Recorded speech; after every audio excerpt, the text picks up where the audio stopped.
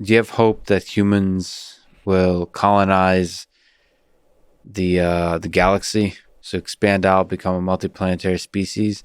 Another way of asking that, from a gravitational and a propulsion perspective, do you think we'll come up with ways to travel closer to the speed of light, or maybe faster than the speed of light, which would make it a whole heck of a lot easier to to expand out into the universe? Yeah. Well, I think, we're not, that's very futuristic. I think we're not that far from being able to make a one-way trip to Mars. That's then a question of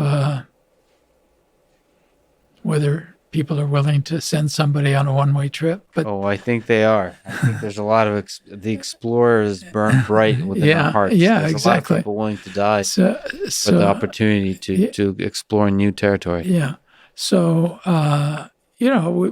this recent landing on Mars is pretty impressive. They have a little helicopter that can fly around. You can imagine in the not too distant future that you could have, I don't think civilizations colonizing I can envision, but I can envision something more like the South Pole. We haven't colonized Antarctica because it's all ice and cold and so forth, but we have stations. So we have a station that's self-sustaining at the South Pole. I've been there. It has. Wow, really? Yeah. What's that like? And because that there's parallels there to go to Mars. It's fantastic. What's the journey like? The journey involves going. The South Pole Station is run in the U.S. by the National Science Foundation. I went because I was on the National Science Board that runs the National Science Foundation. And so you get a VIP trip if you're healthy enough to the South Pole to see it, which I took. You fly from the U.S. to Australia, to Christchurch in Australia, southern Australia. And from there, you fly to McMurdo Station, which is on the coast, and it's the station with about 1,000 people right on the coast of Antarctica.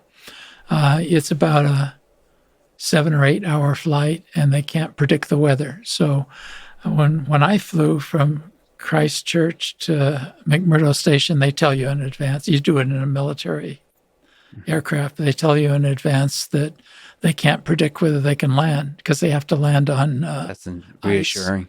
Yeah. And so about halfway, the pilot got on and said, sorry, this is they call it a boomerang flight. Boomerang goes out and goes back.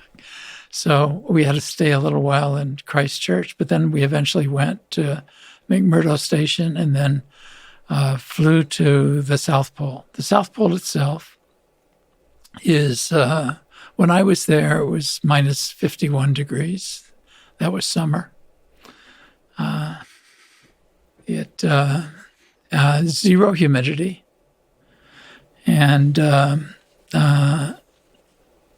it's about 11,000 feet altitude because it's never warm enough for anything to melt, so it doesn't snow very much, but it's about 11,000 feet of snowpack. So you land in a place that's high altitude, cold as could be, and dry and incredibly dry, which means you have a physical adjustment. The place itself is it's fantastic. They have this great station there. They do astronomy at the South Pole. Nature-wise, is it beautiful? What's the experience like? Or is it like visiting any town? No, it's very small. There's only less than 100 people there, even when I was there. There were about 50 or 60 there, and in the winter, there's less, half of that. Their winter, when it gets real cold. It gets really cold, yeah. And but it's a station, and I think, and that's, I mean, we haven't gone beyond that. On the coast of Antarctica, they have greenhouses and they're self-sustaining in McMurdo Station, but we haven't really settled more than that kind of thing in Antarctica, which is a big a country, or big plot, a big piece of land. So I can't envision kind of colonizing it, people living as much as I can see the equivalent of the South Pole Station. Well, in the computing world, there's an idea of backing up your data, and then you want to do offsite backup. To make sure that if the whole thing if your whole house burns down, that you can have a backup offsite of the data. I think the difference between Antarctica and Mars is a offsite backup. That if we have nuclear war or whatever the heck might happen here on Earth, it'd be nice to have a backup elsewhere. Wow. And it'd be nice to have a large enough colony where we sent a variety of people, except like a few silly astronauts in suits. Have an actual vibrant. Get a few musicians and artists up there. Get a few, maybe like one or two computer scientists. Those are essential. Maybe even a physicist. I'm not sure. Maybe not. So that comes back to something you talked about earlier, which is Fermi's paradox, because you talked about having to escape. And so the missing one number you don't know how to use in Fermi's calculation, or Drake, who's done it better, is how long do civilizations last? Yeah.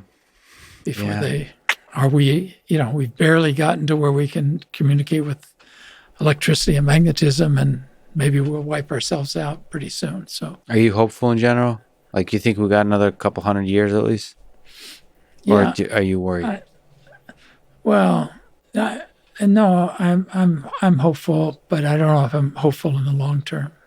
If you say, are we able to go for another couple thousand years? I'm not sure. I think we have where we started, the fact that we can do things that don't allow us to kind of keep going, or there can be, whether it ends up being a virus that we create, or it ends up being the equivalent of nuclear war or something else.